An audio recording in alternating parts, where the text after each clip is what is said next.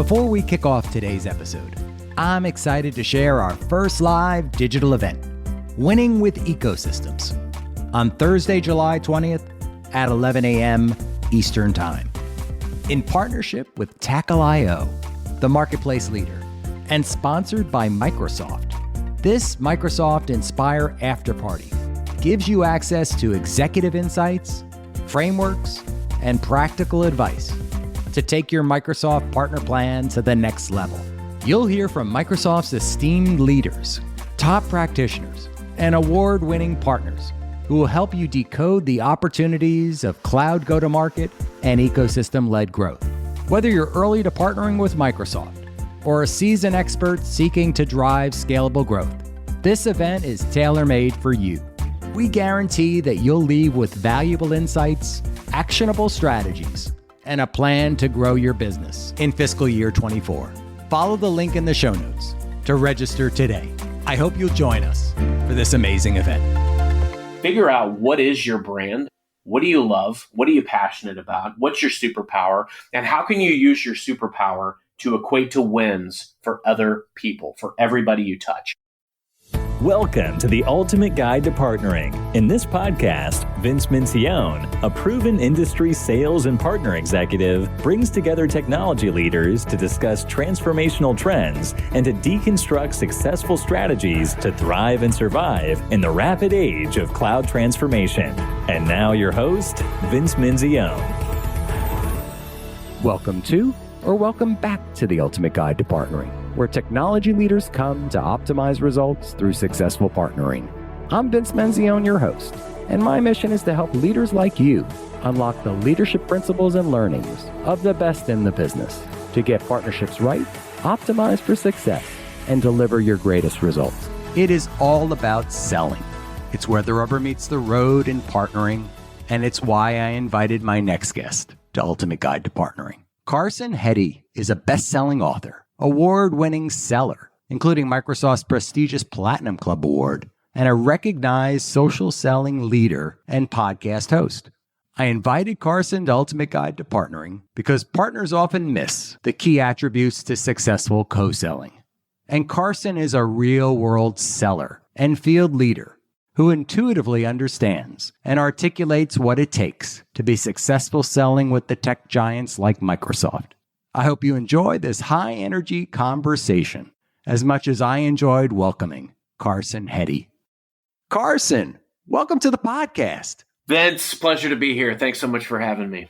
I am so excited to welcome you to Ultimate Guide to Partnering. Your role is so important to partner selling. It's where the rubber meets the road for Microsoft partners looking to better engage with Microsoft's field team. So welcome. Thank you so much. Yes, huge believer in our robust partner ecosystem and partner selling. It is essential. So this podcast focuses on principles that allow partners to achieve their greatest results. Getting results is one of the core tenets of successful partnerships, and you are a top award-winning field seller. I'll say expert in this field and domain of selling, both at Microsoft and before. And you've written several books. I'm like, I want to learn from you here. And you've been an award-winning author, in fact, of some of these books. But for our listeners that don't know Carson, can you tell us a little bit more about you? Yeah, happy to do so. I consider myself a lifelong student of selling, very fortunate in my career. Today, I'm a sales director with Microsoft Health and Life Sciences. I've been with Microsoft for 8 years. I lead a team that is in our med device and med tech space. Prior to that, I've been an individual contributor and a player coach in different roles at Microsoft across enterprise and our small, medium, and corporate. One common thread is that partners have always been essential to success. Prior to Microsoft, I worked for AT&T for about 8.5 years. Got a couple of little jump, hop, and skips in between, and I have written 4 books. Haven't sold enough to retire yet, so even more pleased to still be on the Microsoft payroll. But in all seriousness, just really fortunate to do what I get to do. And I train and coach sellers globally for Microsoft on prospecting and driving pipeline. I was on your LinkedIn page, and it's very impressive, by the way. And I was just thinking about the energy level that you exude and the work that you do. I was wondering for our listeners, our aspiring sellers and partners that are all sellers, can you tell us more about how you've achieved so many great achievements in selling including Microsoft's top social seller and the Platinum Club Award, which I know it's a big deal at Microsoft to make Platinum Club. What would you describe as your superpower? Thank you, Vince. Yeah, it's amazing. And we talked briefly about this before we jumped on, and it's on paper, there's really no reason why somebody with telecommunications and advertising background would be successful on paper at Microsoft. However, it's really been doubling down on people. And I think if there's any superpower that I have, it is that ability and willingness to really focus on people and process, relationships and resources. Microsoft is a very big relationships and resources organization. There's just so many of them. We're flush with resources. So the key element is understanding the superpowers of others and how can you put them in a position to win, whether it's your customer, whether it's your partner, or whether it's your colleague. And I think that has been my primary superpower that's helped me. I say yes to opportunities, probably sometimes to my detriment if you look at my calendar. But I think the key element for me is I say yes to opportunities.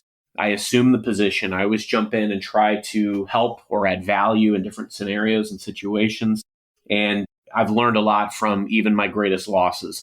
And that's what fuels me. I love what you had to say here. And it strikes back to some of my training that I had as a field seller was around Miller Hyman. And their principles were around people always have a personal win involved. And it's understanding that win. It sounds like that's part of your superpower. Without a doubt, you've got to understand what matters. What's the why? With everybody that you touch in the ecosystem, right? We have direct contact with customers.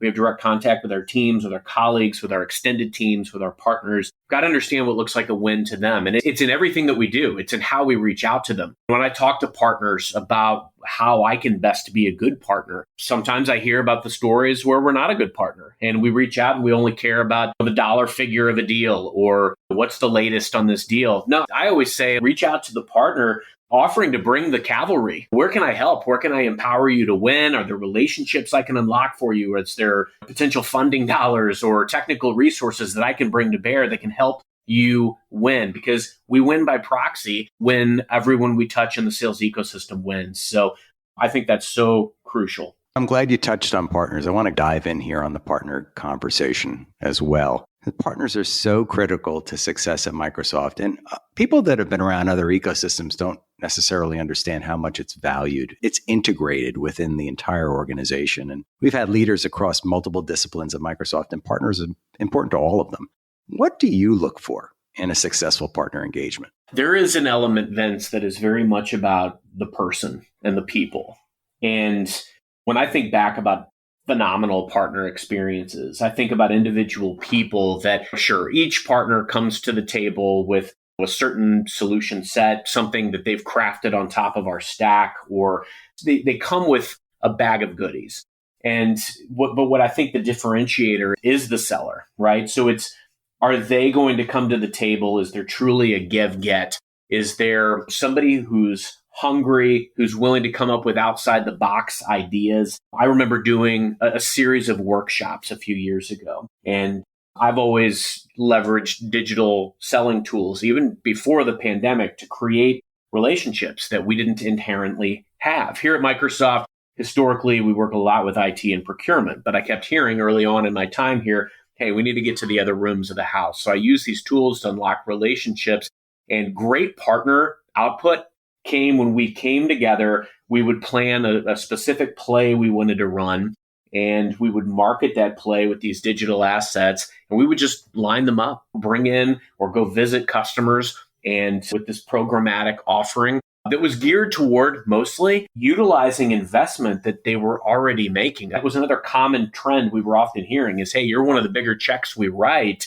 I don't necessarily want to buy something new. So we would try to show up with value around their existing investment. And the partners that were proactively going out there, prospecting with me, trying to create relationships with me, true partnership. It's a rarity, unfortunately, sometimes, but those are the ones that really stand out to me. Those attributes in sellers where they are assertive, they're out there doing this right alongside me, and we're able to share ideas and there's transparency. That's where we win. Yeah. I coach a lot of organizations here, and some of them struggle with this. I don't want to share my pipeline, or they miss the point, like locking arms with another seller understanding the full picture of what the customer is looking to do. And in your case, also like understanding the rooms in the house. We used to call it the lines of business. And some of these partners have better subject matter expertise and relationships and reach into those other areas of the enterprise that you're looking to sell to, right? Every time I talk to a partner, I've always looked at it very differently than most. You can sit on a call. You can share what progress you've had or lack thereof with an organization that's a mutual target, or you can look for ways to really meaningfully take it to another level. Every time I meet with a partner, I always look for, okay, to your point, Vince, what is their superpower that I can really leverage? And how does it make sense to truly leverage that? I build a community around what I do in every role I'm in. So I typically will have opt-in marketing lists or customer contacts that I've accumulated, and we build events. So I like to go to partners and figure out, okay, what do you have in place today? Do you have upcoming events? How can I evangelize those events? Even if it doesn't benefit, doesn't matter. It's an investment that I'm making in that partnership. Because guess what? If I'm investing in that partnership more than most sellers, who are they going to invest in themselves? They're going to invest in the relationship with me, most likely. That's where the give-get is. So I invest substantially, and I've built these large customer lists or a social following. These things can benefit a partner, and I'm fully cognizant of that. So I look for those ways to proactively market and put out what they're working on, or maybe we do an event together and deliver a big win for that partner. That is a great step in the right direction to foster a strong partnership. I'm so excited to announce our continued partnership with AG1. Many of you know I made taking a green drink supplement part of my health ritual for over 21 years now, and it has made all the difference to my health and well-being. Over 6 years ago, I found Athletic Greens, and now their product, AG1, became my go-to supplement. AG1 is the first thing I take every morning to power my day. It covers all of my nutritional bases, supports my gut health, gives a boost to my immunity and energy levels. If you want to take ownership of your health, try AG1 and get a free 1-year supply of vitamin D and 5 free AG1 travel packs with your first purchase. Go to drinkag1.com/Vince M. That's drinkag1.com/Vince M. Check it out.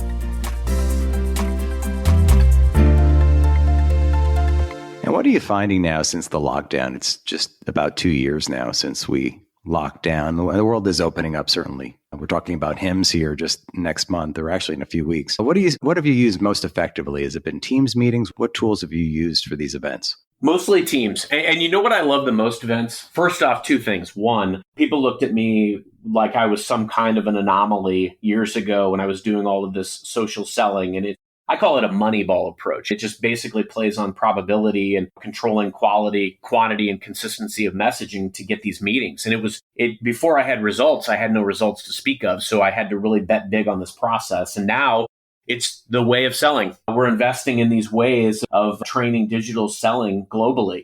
The other element is, to your point around Teams, what I have loved the most about the last couple of years is my ability to call audibles and to have back channel chat in the middle of some of these big calls. As a seller, I will always create like a back channel chat for these big meetings so that we can chat with our extended teams, with partners in the background, so that we can, in essence, as things unfold in these conversations, we can better arm one another as part of that discussion. The other thing is, let's say I have an important meeting with an executive in the 2019 way of doing things. I might be sitting there. I realize I need a technical architect or a partner, and I need to now schedule a second meeting. And that could be a couple weeks down the road. That meeting might get moved, how these sales cycles work. But now, with a click of a button, I can add somebody into my meeting, provided they're available. And so being able to call those types of audibles is a real strength of this hybrid or virtual work that I think all sellers need to seize. We've all been so much more effective. I wonder if we're ever really going to go back. We're going to meet customers where they are, Vince. I think that customers, because a lot of them are not also back into a formal workplace, we're going to continue to see where this virtual makes a lot of sense. And I think that all of us will probably have less T&E budget, but To your earlier point, like we're talking about these events and where they make sense. And I'm planning travel in March to go see a couple of customers, but it is definitely going to be rarer and used more for specific missions. So it's going to be an interesting hybrid place, but that is why as sellers, we have to be able to operate and thrive in ambiguous situations because we're in the mother of them all right now. Absolutely. Absolutely. So I want to dive in on the books, right? First of all, I'm still writing my first book and I'm a little stuck. I might ask you for some advice after after this podcast, but 4 books. And I love the titles, by the way. I love, first of all, Birth of a Salesman, right? That's so great. I mean, after Death of a Salesman, which was a classic, Salesman on Fire. And we'll talk about that. That's your most recent book. And then 2 others, The Salesman Against the World and Salesman Forever. You wrote the first book over a decade ago. What was the impetus to get started writing a book? Oh, my goodness. First off, the best advice, Vince, is just go ahead and write it and go back and edit later because you're going to read it so many times you'll never want to read it again anyway. So just flesh it all out first and then go back and edit. The impetus for me writing, I had always been super passionate about writing. I had no idea what I wanted to do when I grew up. When I was younger, I didn't even declare a major until I was a junior in college. And I wound up in a sales job a little bit after college. And the rest was history. But I always loved writing. I would enter contests when I was a kid, and I was always writing stories, even if it was fiction that featured my friends and me going to space or whatever it was. And so that was something I always knew I wanted to do. When I was at AT&T, I would write a column as part of a newsletter that in our business. And typically a lot of the topics were on career and leadership and sales. Now, wanting to write a book and enjoying writing about selling, that was a challenge because there's a lot of people that had done it very well, far better than I felt like I ever could do. So I didn't want to just write another sales book or another leadership or career book. So I created a fictional protagonist goes through these experiences in a career. And now over these 4 books, each one has its very distinct footprint. I'm actually embarking on a 5th right now. But each one is very distinct. Like it's a book within a book. Birth of a Salesman, the fictional protagonist writes a sales book, and that book is featured inside of Birth of a Salesman while it also tells his own story. Like it's chapter for chapter. The next one had an interesting twist. The third one had an interesting twist as well. And then the last one was me interviewing the fictional protagonist. So each one of them, and they were all inspired, and the titles were inspired by just different, very distinct things. But that's where it really started for me, Vince, was I wanted to write a book about sales. I didn't want to be like everybody else. I was more writing a parable type. Think 5 dysfunctions of a team was a big inspiration for me. And that's where it unraveled, where it unfolded. Very cool. Very cool. So you've shifted roles a little bit. You're still a field seller, right? That's never going to be out of your DNA, but you've taken on a leadership role. So now you're building out a team and you're looking for the most valued players on your team. What attributes do you look for? Love that question. Yeah, it's funny because I've interviewed and hired a lot of people in my life. And it's also, I'd be remiss not to say I was very audacious to write a book about sales in my 20s.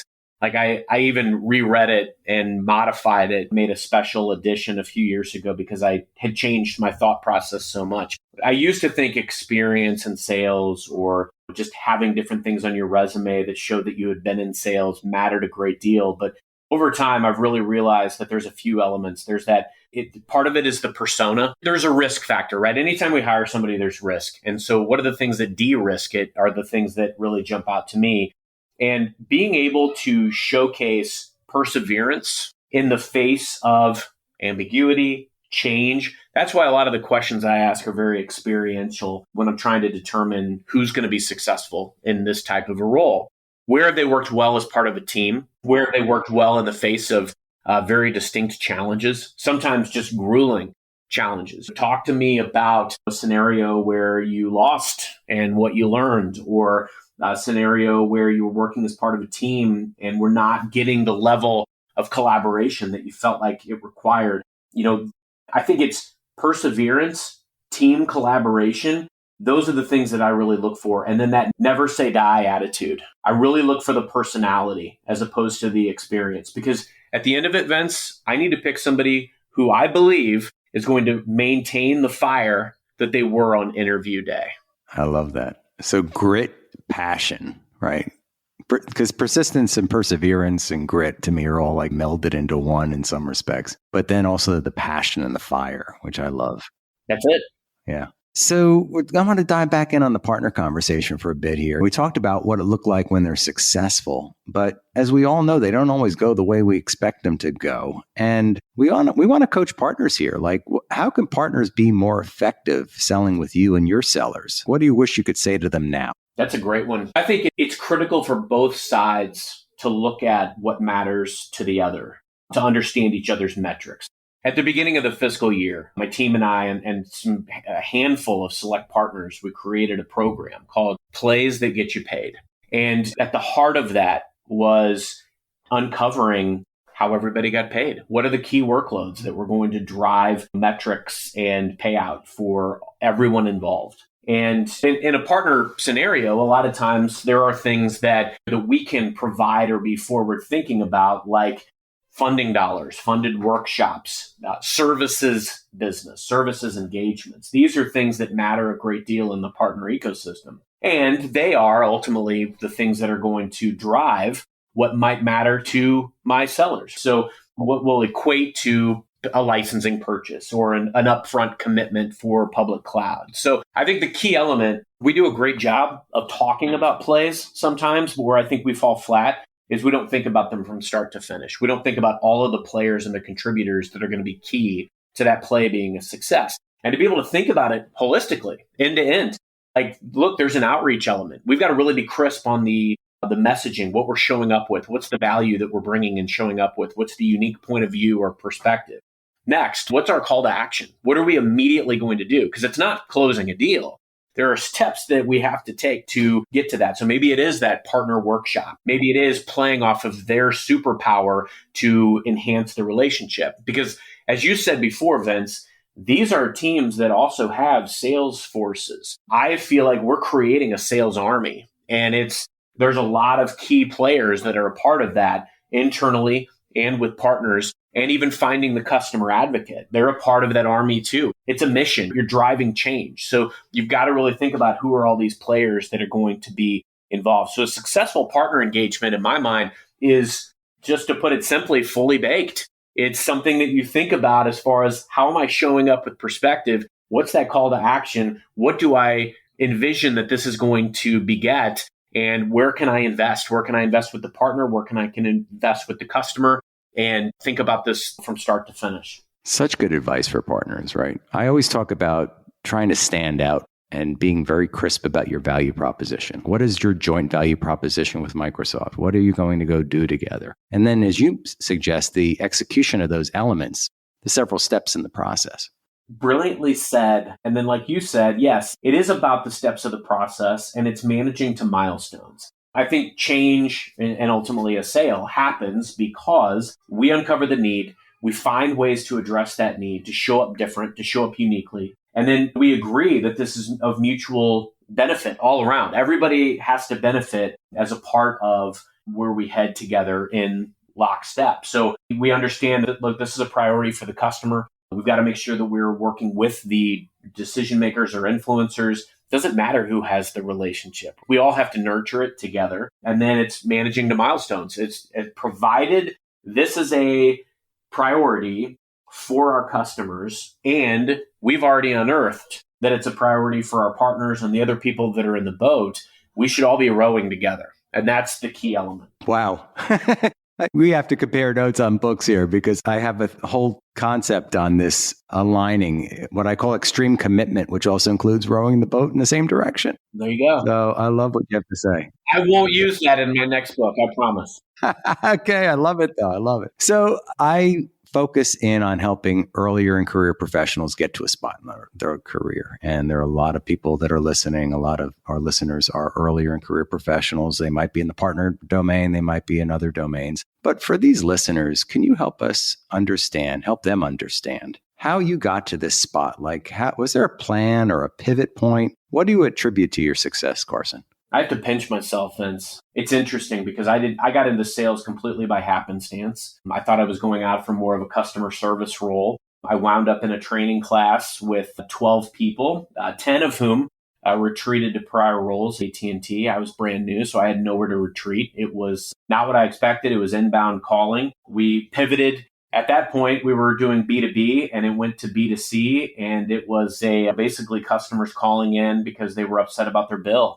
And I had to push through. I had to pay my dues. I was successful in the role because of resilience and got promoted. I was always focused on results. I didn't want to name a number next to my name that wasn't indicative of my best. And so for me, at first, it was, I think, the common trend. Like I just wanted my parents to be proud of me. I had no idea what I wanted to do. Over time, it was, I was proud of the result and I wanted the result to be there. But I've had my fair share of setbacks too. I had 2 times in my career where I was looking for work that I did not anticipate having to do. Those were very humbling experiences. But one thing that was very serendipitous for me was writing that book in 2010, because that made my resume stand out amongst the crowd when I applied to a job that I got in 2011. And I made a connection there that led me to my next job.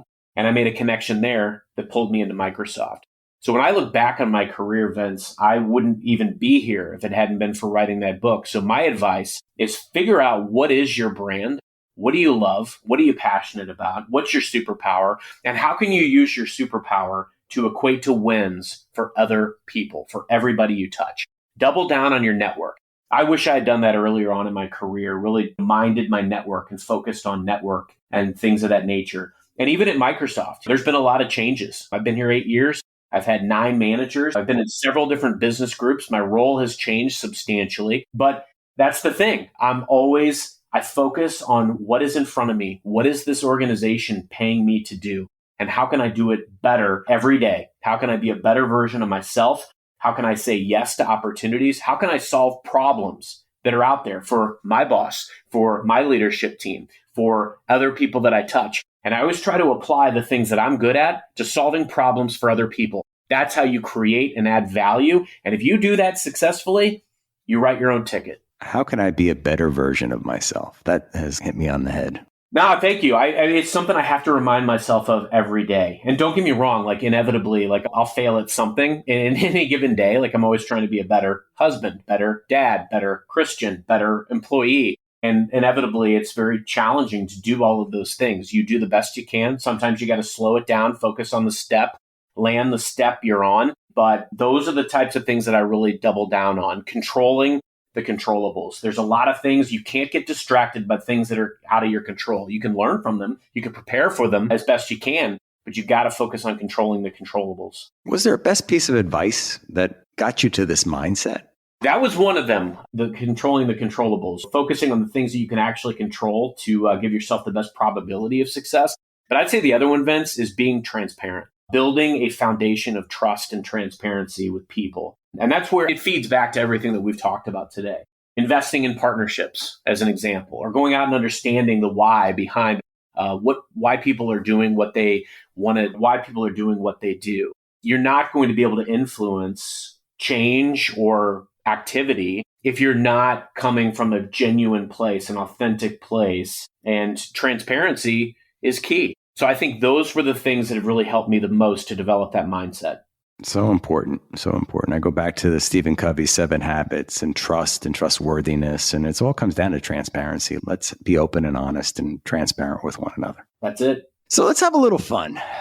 You and I just talking about being on the road, and we're both going to be at an event pretty soon here. And I was thinking like, okay, when I used to go on the road, I used to have a playlist I'd take with me. But for this playlist you're going to take with you, you're only going to be able to pick 5 songs, and you might get a little repetitive over time. So you're probably going to want to pick songs that are really important to you. But if you were to choose only 5 songs for this important playlist for this road trip, what 5 songs would you select for this playlist and why? I've been on a lot of podcast events, and I have to say this might be, if not the best, it's one of the best questions I've ever heard. I love this question. So stay with me on this because I'm going to take you on a journey here. The first one, and this is going to sound a little funny, so I'm going to give it a little context. It's You're the Best Around from the Karate Kid. And here's why. Because when I was a seller at AT&T and I had to drive into work every day just to sit and get 100 plus inbound calls back to back with people complaining about their account or their bill, and I had to turn around and sell them something, I needed something to like really psych me up. I was a big Karate Kid fan, and You're the Best Around from the Karate Kid did that for me. It like picture Dwight in The Office when him and Michael went out on the road, and like when he was like listening to his headbanging music, that's the kind of sensation that it gave me every day, and it psyched me into the place that I needed to be. Now, the next one is The Show Must Go On by Queen. The Show Must Go On is actually going to be the title of my 5th book. And here's why. Because as sellers, specifically ones that have been in the selling game for a considerable period of time, like you and I have, sometimes we have to just keep going, especially in days where they look the same. We feel like we're in Groundhog Day every day. Going back to my virtual office here in my downstairs room, those types of things, it can be very challenging to do, but the show must go on. You may be in a grueling negotiation. You may not be feeling it, but the show must go on. And that song really, in my mind, it epitomizes the last 2 years for me, because there's definitely been times where I've struggled as well. I just try my absolute best not to show it for the sake of everyone that I love, my family, my team, etc. The third one, The Best Is Yet to Come by Frank Sinatra. Frank Sinatra is my happy place. That and the Eagles usually are the music that I listen to when I just need to chill. So let's say I'm driving to close a big deal, right? I need to be in a good spot. So Sinatra gets me there, and The Best Is Yet to Come is very optimistic. Number 4, Don't Stop Believin' by Journey. This song brings back some really good memories for me. One, I sang it in a Minneapolis piano bar with some Microsoft colleagues several years ago. I'm told somebody captured it on video, but that video is yet to surface, thank goodness. I also have a great memory of it when I was working in a call center back in 2008. And I paraded through the office one day in the middle of a month playing Don't Stop Believin', and we had a phenomenal sales day. So that song always puts me in a good frame of mind. The last one is for the drive home, Vince. It's after the close, and it's We're the Champions by Queen. I've found that Queen pretty much has a lot of the songs like I Want It All, I Want to Break Free, a lot of songs that any seller should dive into their greatest hits. That's such a great list. I love your list. And we're going to publish this, by the way. We're going to put it up on one of the platforms and publish a link to it on our show notes. So this has just been terrific. Carson, you've been amazing. I am so happy and delighted to have you as a guest here. For our listeners, mostly in the partner world, some of them in the Microsoft world, any last closing comments on how they can achieve their greatest results this year? Think about, and Vince, thank you so much. Thanks for having me. This was an absolute treat. Think about what, at the end of the year, in December, what do you want to look back, having been known for, having achieved? And think about this. Do you have the relationships that you need in order to make that happen? Are there ways that you could focus more on your own personal growth, your learning, in order to achieve the things that you want to set out and do this year? And make your list of people that you need to invest in those relationships, and make your list of your non-negotiables. It's so easy to get swept up in the minutia of every single day. And that's why it happens to all of us. But where we can set ourselves apart and truly succeed is when we adhere to our non-negotiables. Invest in people, double down on process and personal growth, and you will achieve your goals this year. I love that. Carson, so great to have you here today on Ultimate Guide to Partnering. And thanks for being such a great guest. Thank you, Vince. My pleasure. As with each of my episodes, I appreciate your support. Please subscribe on your favorite platform, like, comment, tell your friends about Ultimate Guide to Partnering and where they can find us. And I'd love your feedback. Please like the podcast and provide comments or reach out to me at Vince Menzione on LinkedIn, Twitter, Facebook, and Instagram.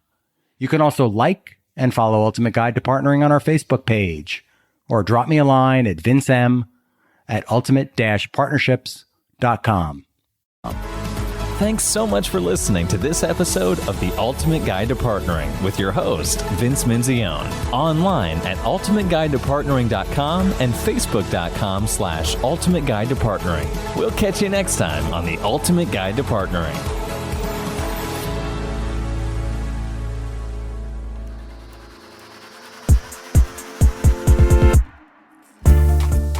I'm excited to share our first live digital event, Winning with Ecosystems, on Thursday, July 20th at 11 a.m. Eastern Time. in partnership with Tackle.io, the marketplace leader, and sponsored by Microsoft. This Microsoft Inspire Afterparty gives you access to executive insights, frameworks, and practical advice to take your Microsoft partner plan to the next level. You'll hear from Microsoft's esteemed leaders, top practitioners, and award-winning partners who will help you decode the opportunities of cloud go-to-market and ecosystem-led growth. Whether you're early to partnering with Microsoft or a seasoned expert seeking to drive scalable growth, this event is tailor-made for you. We guarantee that you'll leave with valuable insights, actionable strategies, and a plan to grow your business in fiscal year 24. Follow the link in the show notes to register today. I hope you'll join us for this amazing event.